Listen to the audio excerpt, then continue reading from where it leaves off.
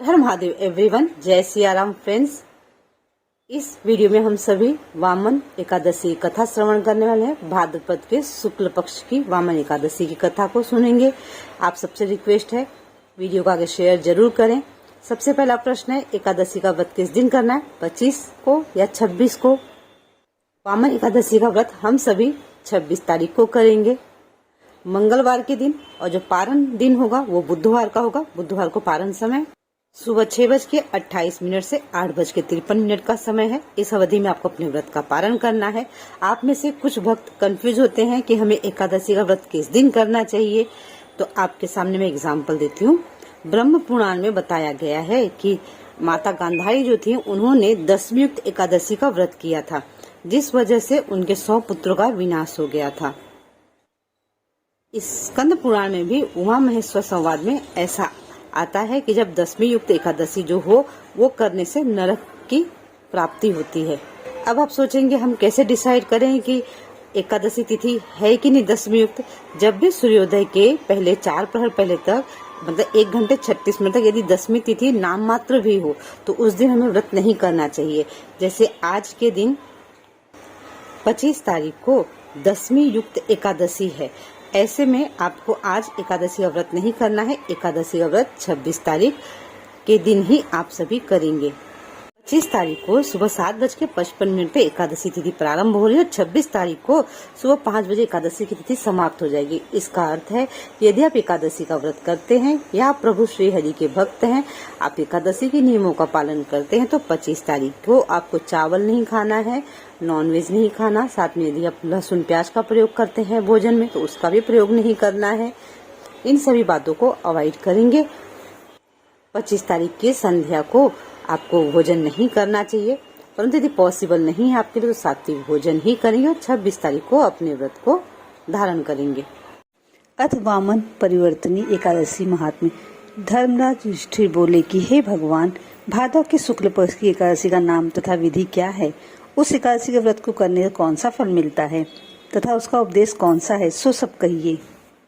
श्री कृष्ण भगवान बोले कि हे राजश्रेष्ठ, अब मैं अनेक पाप नष्ट करने वाली तथा अंत में स्वर्ग देने वाली भादव की शुक्ल पक्ष की वामन नाम की एकादशी कथा कहता हूँ।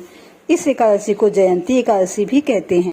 इस एकादशी की कथा के सुनने मात्र से ही समस्त पापों का नाश हो जाता है। इस एकादशी के व्रत का फल वाजपेय यज्ञ के फल से भी अधिक है। इस जयंती एकादशी कथा से नीच पापियों का उद्धार हो जाता है।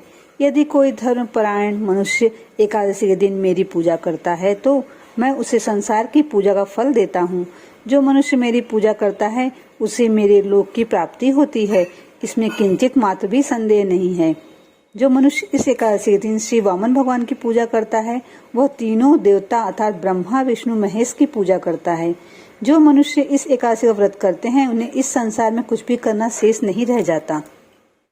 एकादशी के दिन श्री विष्णु भगवान करवट बदलते हैं, इसलिए इसे परिवर्तनी एकादशी भी कहते हैं। इस पर श्री युधिष्ठिर जी बोले, हे भगवान, आपके वचनों को सुनकर मुझे महान संदेह हो रहा है कि आप किस प्रकार सोते तथा करवट बदलते हैं। आपने बलि को क्यों बांधा और वामन रूप धारण करके क्या लीलाएं की? चातुर्मास व्रत की विधि क्या है तथा आपके शयन करने पर मनुष्य का क्या कर्तव्य है, सो सब विस्तार पूर्वक कहिए। श्री कृष्ण भगवान बोले कि हे राजन, अब आप पापों को नष्ट करने वाली कथा का श्रवण करो। त्रेता युग में एक बलि नाम का दानव था। वह अत्यंत भक्त, दानी, सत्यवादी तथा ब्राह्मणों की सेवा करता था। वह अपनी भक्ति के प्रभाव से स्वर्ग में इंद्र के स्थान पर राज करने लगा। इंद्र तथा अन्य देवता इस बात को सहन न कर सके और भगवान के पास जाकर प्रार्थना करने लगे। अंत में भगवान ने वामन रूप धारण किया। मैंने अत्यंत तेजस्वी ब्राह्मण बालक के रूप में राजा बलि को जीता। इस पर युधिष्ठिर जी बोले कि हे जनार्दन, आपने वामन रूप धारण करके बलि को किस प्रकार जीता, सो सब सविस्तार समझाइए। श्री कृष्ण भगवान बोले कि हे राजन, मैंने वामन का रूप धारण करके राजा बलि से याचना की कि हे राजन, तुम 3 पैर भूमि मुझे दे दो, इससे तुम्हारे लिए 3 लोक का दान का फल प्राप्त होगा। राजा बलि ने इस छोटी सी याचना को स्वीकार कर लिया और भूमि देने को तैयार हो गया। तब मैंने अपने आकार को बढ़ाया और भूलोक में पैर, भूलोक में जंघा स्वर्गलोक में कमर, महलोक में पेट, जनलोक में हृदय, तपलोक में कंठ और सत्यलोक में मुख रखकर अपने सिर को ऊंचा उठा लिया। उस समय सूर्य, चंद्र, नक्षत्र, इंद्र तथा अन्य देवता आदि शास्त्रानुसार मेरी स्तुति करने लगे। उस समय राजा बलि को पकड़ा और पूछा कि हे राजन, अब मैं तीसरा पैर कहाँ रखूं? इतना सुनकर राजा बलि ने अपना सिर नीचा कर लिया। उस पर मैंने अपना तीसरा पैर रख दिया और वह भक्त दानव पाताल को चला गया। जब मैंने उसे अत्यंत विनीत पाया तो मैंने उससे कहा कि हे बलि, मैं सदैव तुम्हारे पास ही रहूंगा।